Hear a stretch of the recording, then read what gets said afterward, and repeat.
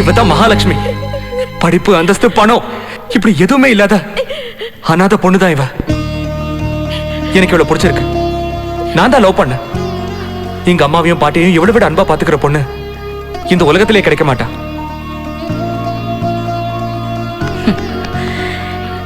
இது ஓ வாயிலிருந்து வரணும்னு தாண்டா நான் காத்துக்கிட்டு இருந்தேன். இவங்க ரெண்டு பேரையும் ஒன்னா சேர்த்து வைக்கிறதுனால இடிஞ்சு போறது எதுவா இருந்தாலும் அத பத்தி எனக்கு கவலை இல்லை.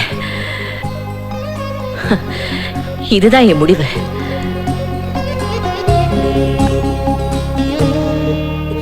இவ்வளவு நாளா நான் என் அம்மாவுக்காக தான் பொறுமையா இருந்தேன்.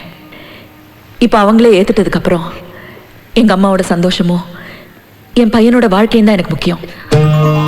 வாங்க.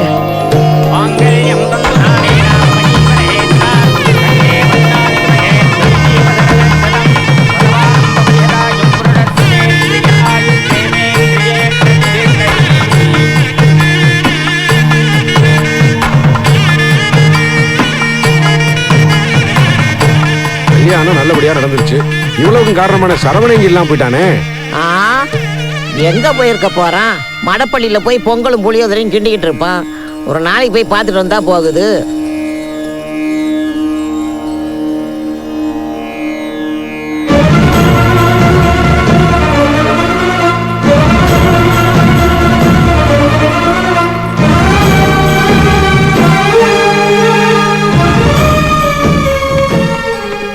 மடப்பள்ளி சரவண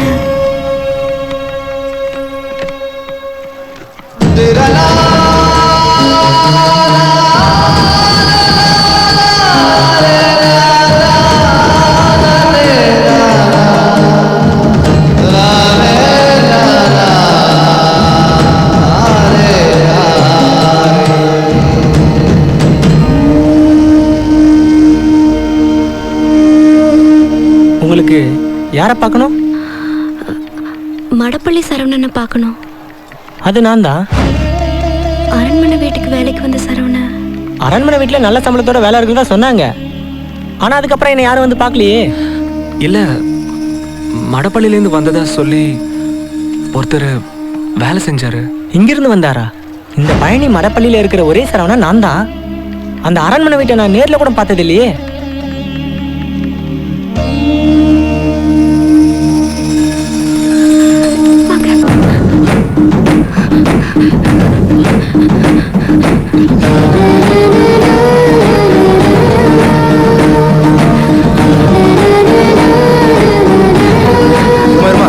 சாமி கும்பிட முடியாது.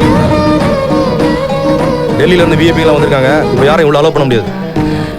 இல்ல சார், ஒரு முக்கியமான வேண்டுதல். எவ்வளவு முக்கியமான வேண்டுதலா இருந்தாலும் யாரையும் உள்ள அனுப்ப முடியாது. உடனே பார்த்துட்டு வந்துடுறோம் சார். வாய்ப்பே இல்லை. உள்ள முக்கியமான விஐபிலாம் சாமி கும்பிட்டு இருக்காங்க. வேணா இங்கே இருந்து கும்பிட்டு போங்க.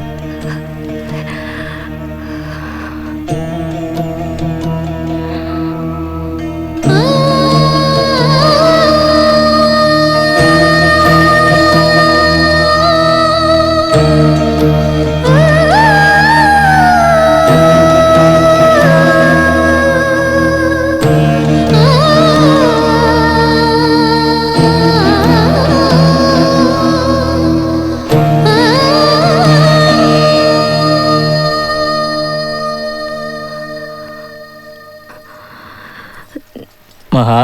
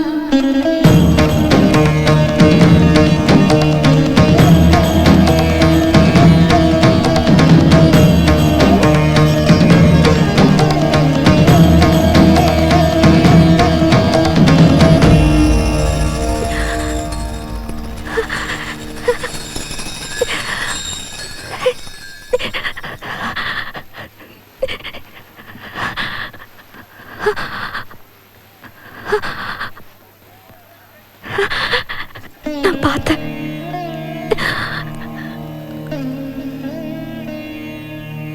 நான் மட்டும் பார்த்தேன். அந்த சரவணனை பார்த்தேன்.